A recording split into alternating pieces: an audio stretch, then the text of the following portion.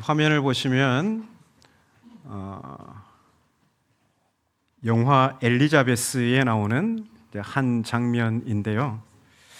엘리자베스 여왕 1세가 영국을 다스리던 시기에 위대한 탐험가이자 여행가였던 월터 롤리경에 대한 유명한 이야기가 하나 있습니다. 바로 저 화면의 이야기인데요. 한 번은 그가 여왕과 함께 런던 거리를 지나가는데 빗물 때문에 땅이 질척하고 더러워진 곳이 있었습니다. 그러자 그는 얼른 자기 겉옷을 벗어서 땅에 깔아 여왕이 발에 진흙을 묻히지 않고 거리를 지나갈 수 있게 했습니다. 사실인지 확실치 않지만 롤리경은 한동안 엘리자베스 여왕의 총애를 받았다는 이야기가 있습니다. 바로 이 이야기는 오늘 우리가 읽은 본문의 요점을 분명하게 설명해 줍니다. 자신의 겉옷을 벗은 롤리경의 이야기가 유명해진 이유 중 하나는 그러한 일이 흔하게 일어나는 일이 아니기 때문입니다. 오늘날 누가 대통령이나 수상에게 그렇게 했다는 이야기를 들어본 적이 없습니다. 물론 여기에 계신 우리 여성분들 중에는 연애할 때 남자가 어떤 공원에 놀러 가면 그 자리에 수건을 깔아준 적은 있는지 모르겠지만 말입니다. 표정이 그다지 좋지 않은 거 보니까 우리 남편은 나에게 그렇게 한 적이 없습니다라고 항의하는 듯 보입니다. 특히나 바닥에 펼친 옷이, 그 겉옷이 자신의 유일한 겉옷이라면 이것은 아주 특별한 행동이라 할 수 있습니다. 얼마든지 내 옷이 많으면 그렇게 할 수 있겠지만 그게 유일한 겉옷이라면 아주 특별한 행동이겠죠. 하나밖에 없는 겉옷을 내어주는 것은 상대방을 가장 소중하게 여기고 칭송한다는 뜻입니다.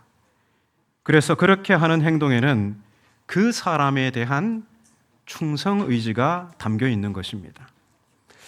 이스라엘 왕정 역사에도 이러한 예가 있습니다. 북이스라엘에 아합이라 이름하는 아주 악한 왕이 있었습니다. 하나님께서는 이 아합 가문을 심판하시기 위해 예후라는 사람을 택하셨습니다. 하나님은 선지자 엘리사를 이 예후에게 보내 그에게 기름 부어 북이스라엘의 왕으로 삼으셨습니다. 예후가 왕이 되자 백성들의 뜨거운 반응을 열왕기하 9장 13절은 화면과 같이 기록하고 있는데요. 우리 같이 한번 읽어보겠습니다. 무리가 각각 자기의 옷을 급히 가져다가 섬돌 위 곧 예후의 밑에 깔고 나팔을 불며 이르되 예후는 왕이라 하니라. 아멘. 이스라엘 백성은 자신들의 겉옷을 예후의 발 아래 깔고 그를 왕으로 칭송하며 충성을 맹세합니다. 오늘 본문에 이제 막 예루살렘에 도착한 사람들 대부분은 아마도 겉옷이 하나뿐이었을 것입니다.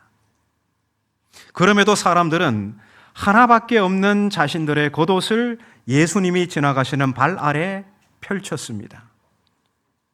왜 그렇습니까? 왕으로 입성하시는 예수님을 칭송하고 어떻게든 자신들의 충성 의지를 표명하고 싶어서입니다. 무리는 또한 종려나무에서 잘라낸 가지를 흔들며 왕으로 입성하시는 예수님을 위한 축하 행렬을 만들었습니다. 이 행동, 종려나무 가지를 꺾어서 흔드는 혹은 땅에 까는 이 행동 또한 왕과 관련된 함의를 지니고 있습니다.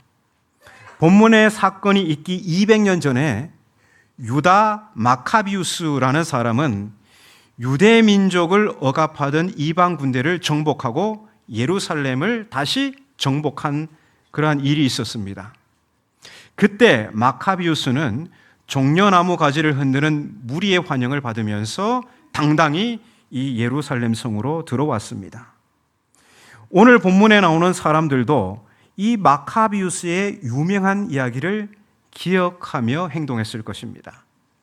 그런데 이 무리는 종려나무 가지를 손에 흔들거나 바닥에 펼쳤을 뿐만 아니라 예수님을 다윗의 자손으로 칭송합니다. 예루살렘은 다윗 왕이 이때로부터 1000년 전에 수도를 삼은 곳입니다. 하지만 나라를 잃고 거의 500년 동안 유대인들은 다윗과 같은 왕이 와서 이방인의 압제로부터 자신들을 구해주기를 기다리며 기도해 오고 있었습니다. 500년을 말이죠. 그런데 마침내 그때 그 기도의 응답의 때가 온 것입니다. 무리가 예수님을 칭송하며 다윗의 자손이라 부른 것은 드디어 이제 때가 왔다, 이런 것이죠. 이들의 환호성과 찬송을 들어보십시오. 우리 9절을 같이 읽어보겠습니다. 앞에서 가고 뒤에서 따르는 무리가 소리 높여 이르되 호산나 다윗의 자손이여 찬송하리로다. 주의 이름으로 오시는 이여 가장 높은 곳에서 호산나 하더라. 네. 호산나는 이제 구원하소서, 이런 외침입니다. 이제 구원의 때가 왔다는 것이죠. 이제 500년 동안 기도해왔던 그 기도가 응답되었다는 것이죠. 예수께서 예루살렘에 주둔한 로마 군대를 정복하시고 그 땅을 유대인들에게 돌릴 바로 그때가 왔다는 것입니다. 그러니까 무리는 예수께서 자신들이 바라는 왕이 되실 거라는 기대와 확신에 차 있습니다. 얼마 전 야고보와 요한의 어머니가 예수님께 두 아들의 자리를 청탁한 것, 주의 영광 중에 나의 이 두 아들을 하나는 주의 우편에 하나는 주의 좌편에 앉게 해 주십시오, 이 청탁을 한 것도 이러한 기대와 확신을 반영한 것입니다. 그러니까 모두가 예수님을 무력으로 예루살렘을 정복할 강력한 군주, 혁명가로 칭송한 것입니다. 그러나 우리는 예수님이 그 옛날 유대인들이 기대한 다윗과 같은 강력한 군주가 아니라는 것을 압니다. 예수님은 건장한 흰말을 타고 호기롭게 예루살렘에 들어가신 게 아니라 나귀를 타고, 그것도 나귀 새끼를 타고 겸손하게 입성하셨습니다. 예수께서 예루살렘에 들어가신 것은 다윗이나 유다 마카비우스처럼 무력으로 예루살렘을 탈환하기 위해서가 아니라 자기 목숨을 많은 사람의 대속물로 주시기 위해서입니다. 무리의 기대와는 다르지만 예수님의 예루살렘의 입성은 단연코 승리의 입성입니다. 그러나 예수님의 승리는 무력을 통해 쟁취하는 것이 아니라 자신을 내어주심으로써 얻는 승리입니다. 우리가 이 이야기를 통해서 배울 수 있는 가장 중요한 내용이 바로 그 점입니다. 사람들은 무엇인가를 절실히 원할 때에야 비로소 하나님을 찾는 잘못된 습성을 가지고 있죠. 마치 급하게 구급차를 부를 일이 생겨야 겨우 전화 사용하는 법을 배우려 하는 것과 마찬가지입니다. 급한 일이 없을 때 미리 사용법을 배워놓는 게 현명한 일일 텐데 말이죠. 하지만 그게 사람입니다. 삶에 큰 위기가 닥치면 기도하러 나옵니다. 그리고 예수님이 자기 삶의 성에 들어오셔서 자신들이 바라는 왕이 되어주시기를 바랍니다. 주님, 내게 닥친 환난을 물리쳐 주세요.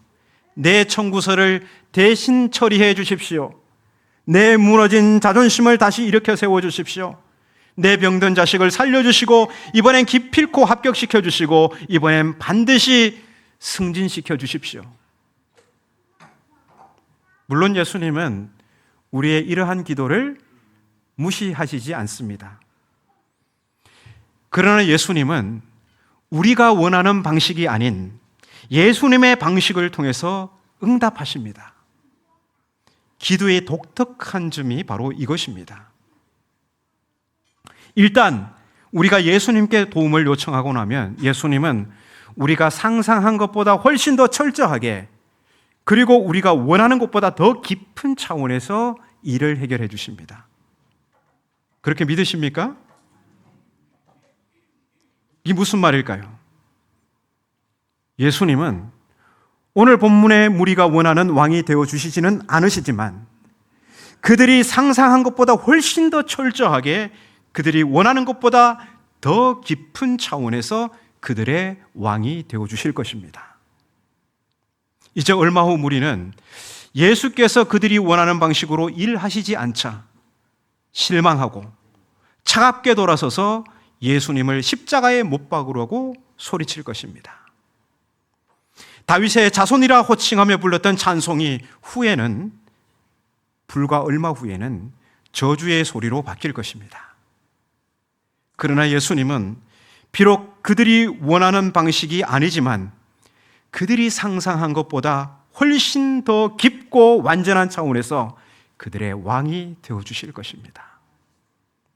예수님은 무력으로 로마의 압제에서 이스라엘을 구원하지 않으셨지만 십자가에 달려 죽으심으로써 로마 제국이라는 가면을 쓰고 세상을 죽음으로 몰아가는 사탄의 지배에서 사람들을 건져주실 것입니다. 그들에게 구원을 베푸실 것입니다. 그래서 무리가 생각한 구원은 아니지만 그들이 외친 호산나 이제 구원하소서, 이 외침은 더 깊고 완전한 차원에서 그 정당함이 밝혀질 것입니다.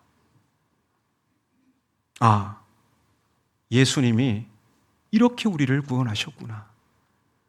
우리가 바란 구원은 아니었는데 예수님께서 베푸신 구원은 더 완전하고 더 섬세한 구원이었구나.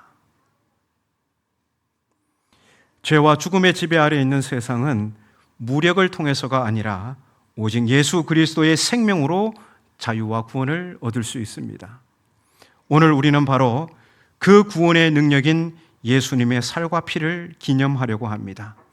이제 설교에 이어 세례식이 있고 그 다음으로 이제 거행하는 성찬식을 통해서 다시 한번 예수 그리스도를 우리를 죄와 죽음의 지배에서 구원하시는 왕으로 맞아들이시는 믿음의 갱신이 우리 모두에게 일어나시길 바랍니다.